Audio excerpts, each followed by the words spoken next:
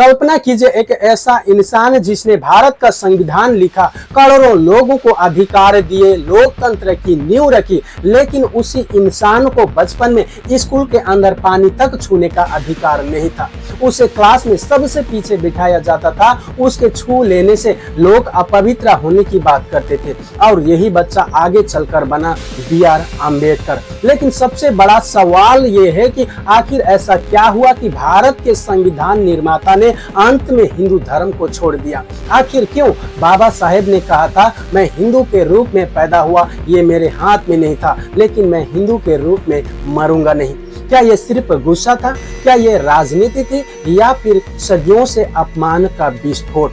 कहानी शुरू होती है 14 अप्रैल 1891 से। मध्य प्रदेश के महू में एक दलित परिवार में जन्मे भीमराव अंबेडकर बचपन से ही व्यक्तिगत भेदभाव का सामना कर रहे थे। स्कूल में उन्हें बाकी बच्चों से अलग बैठा दिया जाता था। शिक्षक उनकी कॉपी तक हाथ नहीं लगाते थे। पानी पीना होता तो कोई ऊंचा जाति के लोग ऊपर से पानी डालता, क्योंकि उन्हें घाड़े को छूने का अनुमति ही नहीं थी। सोचिए, एक छोटा बच्चा सिर्फ जन्म के कारण अपमानित हो रहा था। लेकिन कहानी यहीं पर खत्म नहीं होती है। आगे जो हुआ उसने बाबा साहेब की सोच को हमेशा के लिए बदल कर रख दिया। जब वे बड़े हुए और पढ़ाई में तेज निकले, तब भी समाज ने उन्हें बराबरी का हक नहीं दिया। विदेशों से उच्च शिक्षा लेकर लौटने के बाद भी उन्हें होटल में कमरा नहीं मिला, क्योंकि वो अछूत माने जाते थे।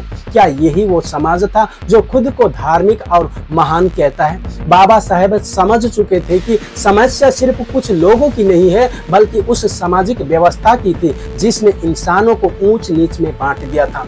और यहीं से शुरू हुई उनकी सबसे बड़ी लड़ाई, जाति व्यवस्था के खिलाफ युद्ध। उन्होंने खुलकर कहा कि जिस धर्म में इंसान को जन्म से नीचा माना जाता है, वहां बराबरी संभव ही नहीं। 1927 में महार सत्याग्रह हुआ। ये सिर्फ पानी पीने की लड़ाई नहीं थी, बल्कि सम्मान की लड़ाई थी। दलितों को सार्वजनिक तालाब से पानी लेने का अधिकार नहीं था।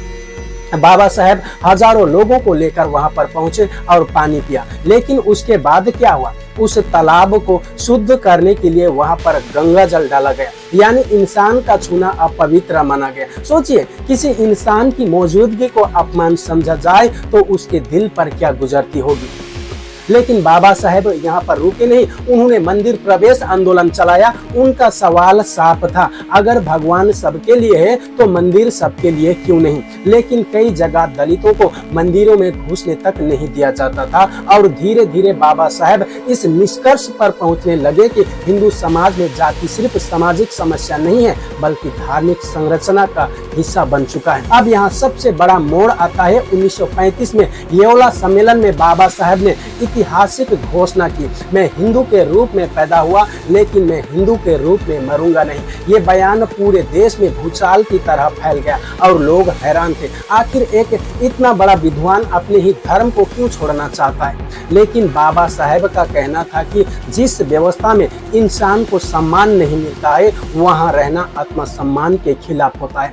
उन्होंने अनहिलेशन ऑफ कास्ट नाम की प्रसिद्ध पुस्तक लिखी, जिसमें जाति व्यवस्था की तीखी आलोचना की गई है। उन्होंने कहा कि जाति सिर्फ समाज को नहीं तोड़ती है, बल्कि इंसान की आत्मा को मार देती है। अब सवाल उठता है, अगर बाबा साहेब सिर्फ राजनीति करना चाहते तो क्या वे इतने वर्षों तक सुधार की कोशिश करते? बिल्कुल नहीं। उन्होंने पहले हिंदू समाज के भीतर रहकर बदलाव लाने की कोशिश की, लेकिन जब उन्हें लगा कि व्यवस्था बदलने को तैयार नहीं है, तब उन्होंने दूसरा रास्ता को चुना। और फिर आया 14 अक्टूबर 1956, नागपुर का वो ऐतिहासिक दिन, जब लाखों लोगों की भीड़ के सामने बाबा साहेब ने बौद्ध धर्म को अपना लिया। ये सिर्फ धर्म परिवर्तन नहीं था, ये सामाजिक विद्रोह था, आत्मसम्मान की घोषणा थी, सदियों की बेड़ियों को तोड़ने की कोशिश थी। उन्होंने अपने लाखों अनुयायियों के साथ 22 प्रतिज्ञा ली। उन्होंने कहा कि वे अब ऐसे किसी भी धार्मिक विश्वास को नहीं मानेंगे जो इंसानों में भेदभाव पैदा करे। अब यहाँ एक और बड़ा सवाल खड़ा होता है, आखिर बाबा साहेब ने बौद्ध धर्म को ही क्यों चुना? क्योंकि उन्हें लगा कि बौद्ध का मार्ग समानता, करुणा और तर्क पर आधारित है। गौतम बुद्ध की शिक्षाओं में उन्हें वो सम्मान दिखा दिखाई दिया जिसकी तलाश वे हमेशा से करते रहे हैं। बाबा साहेब का मानना था कि इंसान का मूल्य जन्म से नहीं, कर्म और मानवता से तय होना चाहिए। लेकिन कहानी यही खत्म नहीं होती है। आज भी भारत में कई जगह जातिगत भेदभाव की घटनाएं सामने आती रही है। कहीं दलित दूल्हे को घोड़ी से उतार दिया जाता है, कहीं मंदिर प्रवेश को रोका जाता है, कहीं बच्चों को पानी पीने से पीटा जाता है। और तब लोग फिर वही सवाल पूछते हैं, क्या बाबा साहेब सच कह रहे थे? क्या जाति व्यवस्था आज भी पूरी तरह खत्म नहीं हुई? यही कारण है कि बाबा साहेब सिर्फ एक नेता नहीं बल्कि करोड़ों लोगों के लिए सम्मान और अधिकार की आवाज बन गए। उन्होंने संविधान में समानता, स्वतंत्रता और बंधुत्व के सिद्धांत डाले ताकि भविष्य का भारत भेदभाव से ऊपर उठ सके।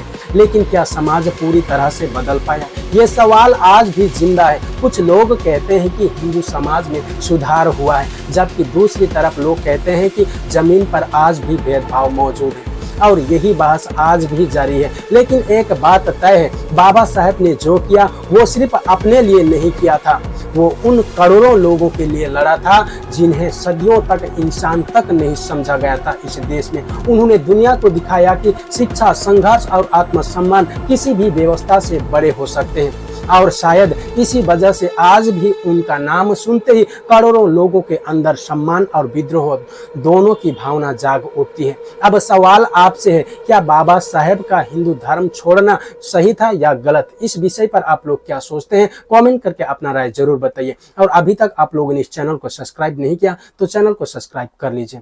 धन्यवाद। जय हिंद।